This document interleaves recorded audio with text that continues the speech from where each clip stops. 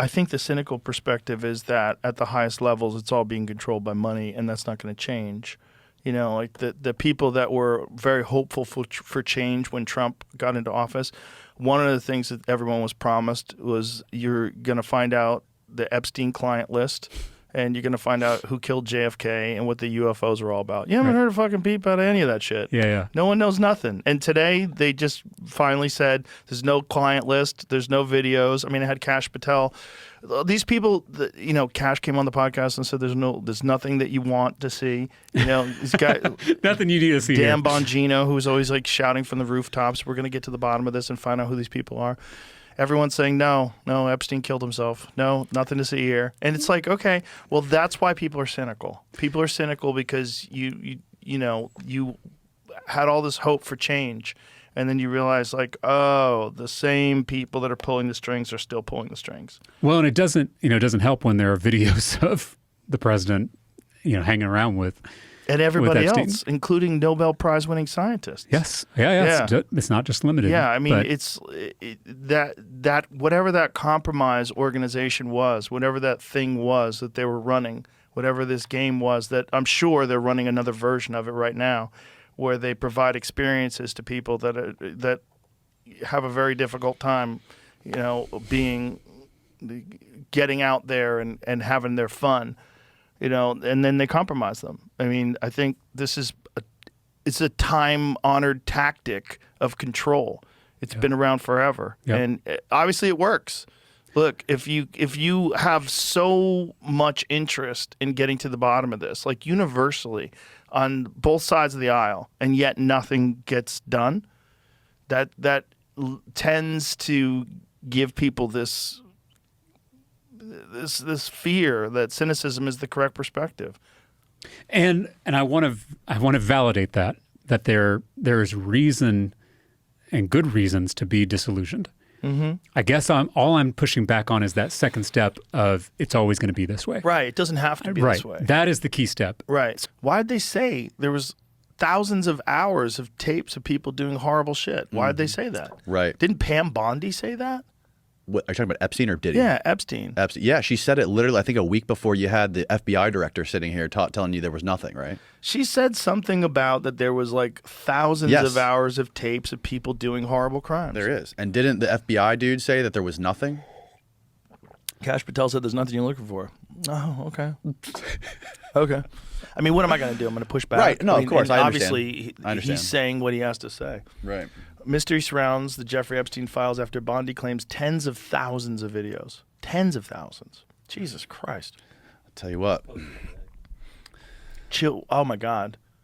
Was reviewing tens of thousands of videos, the wealthy financier with children or child porn. The comment made to reporters at the White House days after a similar remark to a stranger with a hidden camera raised the stakes for President Donald Trump's administration to prove it has in its possession previously unseen compelling documents. Or just bomb Iran, and everybody forgets Just bomb Iran, yeah. Everybody forgets about it. Yeah, it seems crazy that we're just I would think just Trump's demeanor, his MO towards other countries, like if we're the ones funding them, giving them all this money and they're trying to fight a war, like typically he would be putting his boot on their neck, like, listen, you motherfucker, like he's talking shit, right? Like you have to do what I want you to do. And it just seems like, and now I think it just came out a couple days ago that they're trying to prosecute Netanyahu, right? And then Trump's helping with it, I think, trying to help him, Netanyahu, in that whole rigmarole. Well, they're trying to try him while he's while he's in office, right? And I think he's trying to delay it because he's like, look, we're at war, right? And they decide to go through with it. Yeah. And I think something came out, I think a couple days ago. I could be wrong, but I was listening to Dave Smith talk about how Trump was actually like helping him through this. I don't know, I could be wrong. Okay, here it says during a Fox News Channel interview in February, Bondi suggested an alleged Epstein client list was sitting on her desk. Yeah. Well, the list is one thing, right? I mean, there's so many people on the list that are probably innocent, but they're right. They just went to the island for a party. No, there's got to be a fucking hard drive. There's got to be sitting in Tel Aviv right now. Yeah, that's listen. That's the other part of this too. They asked Ghislaine Maxwell's lawyers what their shit. Where was it? He had like 100 cameras in that penthouse, in every single house. Do you know his house is for sale in New York? That's amazing. Yeah. And Should make that a podcast studio. no, my wife found it on Trulia or whatever it is. Yeah. One of the maps. And she's like, look at this beautiful, because we were in The New York. townhouse? Yeah, like it's not a townhouse. It's a house. It's like it's a big ass house. It's like multiple stories. The one right across the street from Central Park? Uh-huh. Yeah. That one. It's for sale right now. How much? I think it was like 60 or 70 million, something like that, which is what it's worth. But who wants to live in the Epstein house? First of all, if I bought that house, I'd want the Clinton painting. Can you get me that painting? Yeah. Clinton in the It's blue gotta dress. come with all that shit I inside. have to have that painting. I want George Bush with the Jenga towers and the paper airplanes. I want all of it. And then the lady just died too. The lady got hit by a car. One of the witnesses. Yeah. One of the Jeffrey Epstein witnesses. And then apparently she had like a husband who was abusing her. And you know, people like to. It's just like people like to use this stuff as like a political football to like argue for Well- whatever they believe in. And also, when you get rich, powerful people.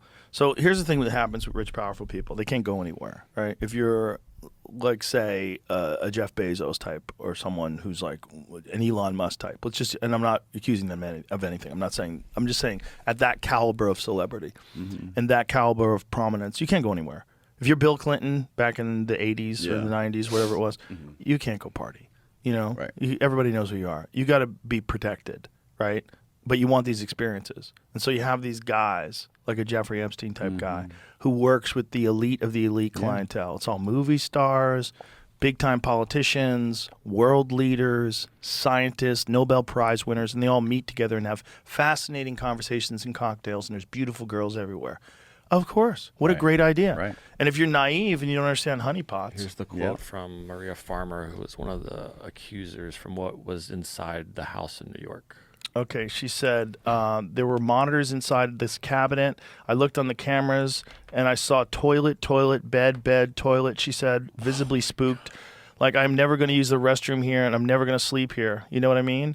It was very obvious that they were like monitoring private moments.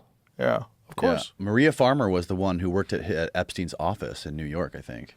And this was the house, Jamie? Yeah, I was looking up stuff on the house. That was like what they I found. wonder if the in house still too. has fucking cameras in it somewhere Well, that they it's- haven't found yet. They definitely. Don't know. Yeah, you'd have to scan the shit out of that house. You'd have to take the walls apart. There's probably listening devices inside the walls. Like, who Yeah. knows? If this was like really an intelligence there's so much. operation, yeah, they probably had that house fully wired.